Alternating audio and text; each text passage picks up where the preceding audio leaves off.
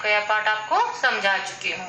यदि आपने वह वीडियो नहीं देखी है तो आप उसको भी देख लीजिए, क्योंकि जब आप अपने पाठ को अच्छे से समझ लेते हैं तो आप अपने प्रश्नों के उत्तर भी और आसानी से कर सकते हैं।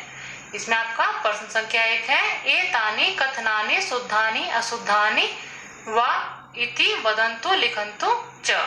यह जो इन्होंने वाक्य दिए हुए हैं, इनके सामने आपको शुद्ध अथवा अशुद्ध लिखना है। इनका जो आपको शुद्ध और अशुद्ध रूप लिखना है वह आपके पाठ के अनुसार ही होगा। इसमें आपका पहला वाक्य है, सार्क मत्स्यः दीव्यति। जो सार्क मछली है वह चमक रही है। यह वाला वाक्य आपका अशुद्ध है, यह इन्होंने उदाहरण के रूप में समझाया है।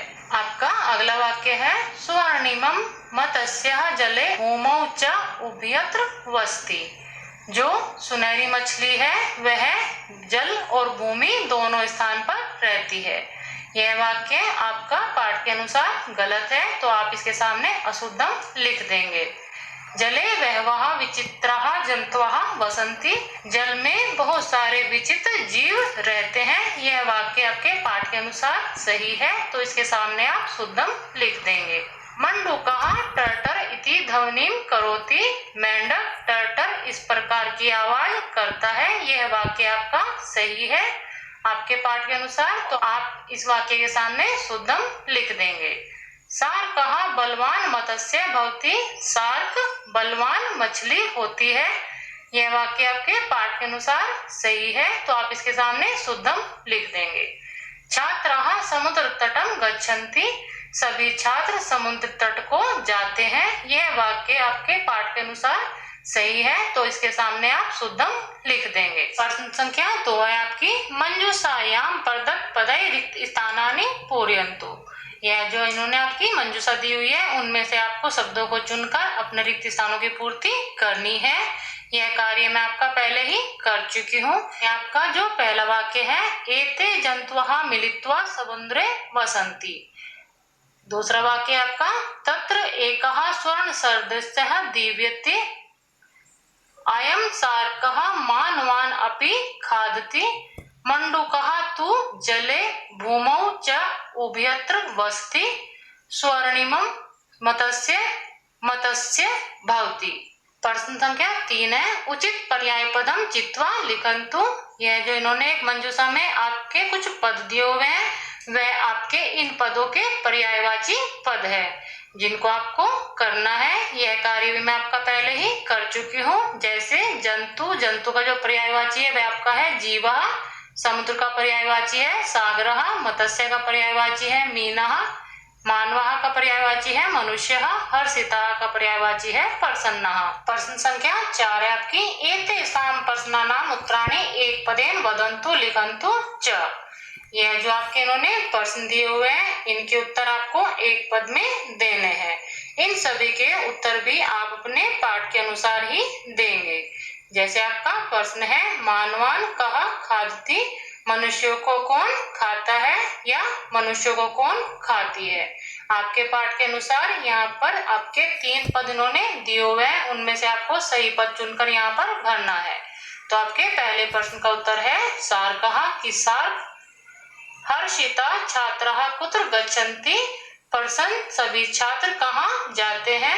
यहाँ पर जो आपके 2 पद हैं उसमें से आपको सही चुनना है, जो आपका समुद्र तटम। तो आपके इस वाले प्रश्न का उत्तर है समुद्र तटम। कहाँ जले भूमौ च उभयत्र वसति। कौन जल और भूमि दोनों स्थान पर रहता है। आपके 2 पद जो उन्होंने दिए हुए हैं उनमें से आपको चुनना है। तो आपके इन दोनों पदों से कच्छपः कछुआ दोनों स्थान पर रहता है, तो आपके इस वाले प्रश्न का उत्तर होगा कच्छपः। विशालकाय मत्स्यः किम नाम अस्ति। जो बहुत बड़े शरीर वाली मछली है उसका क्या नाम है। आपके इन दोनों पदों से जो आपका सही पद है वह आपका है शार्कः। तो आपके इस वाले प्रश्न का उत्तर है शार्कः। समुद्रस्य जन्तवः कथम वसन्ति। समुद्र में जंतु किस प्रकार रहते हैं। आपके इस वाले प्रश्न का उत्तर है मिलित्वा की मिलकर। प्रश्न संख्या 5 है आपकी, एतेषां प्रश्नानाम् उत्तराणि पूर्णवाक्येन वदन्तु लिखन्तु च। यह जो आपके इन्होंने प्रश्न दिए हुए हैं, इनके उत्तर आपको पूर्ण वाक्य में बोलने हैं और लिखने हैं। इसमें आपका पहला प्रश्न है, जले कीदृशाः जन्तवः सन्ति, जल में किस प्रकार के जीव रहते हैं। इस वाले प्रश्न का उत्तर है आपका जले बहवः विचित्राः जन्तवः सन्ति, कि जल में बहुत सारे विचित्र जंतु रहते हैं। समुद्रस्य जले कः दीव्यति, समुद्र के जल में कौन दिखाई देती है, या समुद्र के जल में कौन चमकती है। इस वाले प्रश्न का उत्तर है आपका समुद्रस्य जले मत्स्यः दीव्यति, कि समुद्र के जल में मछली चमकती है। आपका जो प्रश्न है, शार्कः इति मत्स्य किम किम खादति, जो शार्क मछली है वह क्या क्या खाती है। आपके इस वाले प्रश्न का उत्तर है, शार्क इति मत्स्यः लघु मत्स्यान् मानवान् अपि खादति, जो शार्क मछली है वह छोटी मछलियों को और मनुष्यों को भी खाती है। जले मिलित्वा के वसन्ति, जल में मिलकर कौन रहते हैं। जले मिलित्वा बहवः जन्तवः वसन्ति, जल में मिलकर बहुत सारे जीव रहते हैं। मंडूकः कुत्र वसति, मेंढक कहाँ रहता है। मंडूकः जले भूमौ च उभयत्र वसति, मेंढक जल और भूमि दोनों स्थान पर रहता है। इस प्रकार आप अपने इन प्रश्नों के पूर्ण वाक्य में उत्तर दे सकते हैं। प्रश्न संख्या 6 आपकी, स्थूल पदानाम स्थानेषु कोष्ठकात् उचितम प्रश्नवाचक पदम चित्वा प्रश्न वाक्यानि वदन्तु लिखन्तु च। आपके वाक्य में जो स्थूल पद आए हुए हैं और आपके ब्रैकेट में इन्होंने कुछ पद दिए हुए हैं, उनको चुनकर आपको अपने प्रश्नवाचक वाले वाक्यों का निर्माण करना है। इसमें आपका पहला जो वाक्य है, छात्राः समुद्र तटम गच्छन्ति। इस वाले वाक्य में समुद्र तटम आपका स्थूल पद है, उसके स्थान पर आप इन 3 पदों में से सही पद को चुनकर अपने वाक्य का प्रश्नवाचक में निर्माण करेंगे।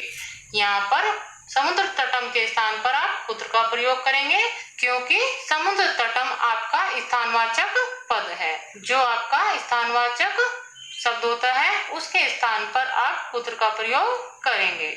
आपका वाक्य बनेगा, छात्राः कुत्र गच्छन्ति। आपका दूसरा वाक्य है, अयम मंडूकः अस्ति। इस वाले वाक्य में मंडूकः आपका स्थूल पद है, उसके स्थान पर आप कः का प्रयोग करेंगे, क्योंकि मंडूकः आपका पुल्लिंग का प्रथम विभक्ति एकवचन का शब्द है।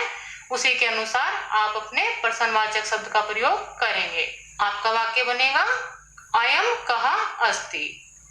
एकः मत्स्यः जलस्य ऊपरी आगच्छति। इस वाले वाक्य में जलस्य आपका स्थूल पद है, उसके स्थान पर आप कस्य का प्रयोग करेंगे, क्योंकि जलस्य आपका षष्ठी विभक्ति एकवचन का शब्द है। तो आप अपने इन 3 पदों में से षष्ठी विभक्ति एकवचन का शब्द लेंगे, वह आपका है कस्य। आपका वाक्य बनेगा, एकः मत्स्य कस्य ऊपरी आगच्छति। शार्कः लघु मत्स्यान् खादति। इस वाले वाक्य में लघु मत्स्यान् आपका स्थूल पद है, इसके स्थान पर आप कान का प्रयोग करेंगे, क्योंकि लघु मत्स्यान् आपका द्वितीय विभक्ति बहुवचन का शब्द है। तो आप अपने शब्द में इसी का प्रयोग करेंगे। तो आप इस प्रकार अपना शार्कः कान खादति यह वाक्य बनाएंगे। समुद्रे बहवः जन्तवः वसन्ति। इस वाले वाक्य में जन्तवः आपका स्थूल पद है, इसके स्थान पर आप के प्रश्नवाचक पद का प्रयोग करेंगे, क्योंकि जन्तवः आपका प्रथम विभक्ति बहुवचन का शब्द है पुल्लिंग में। तो आप अपने प्रथम विभक्ति बहुवचन में पुल्लिंग वाले शब्द का प्रयोग करेंगे, जो है आपका के। तो आपका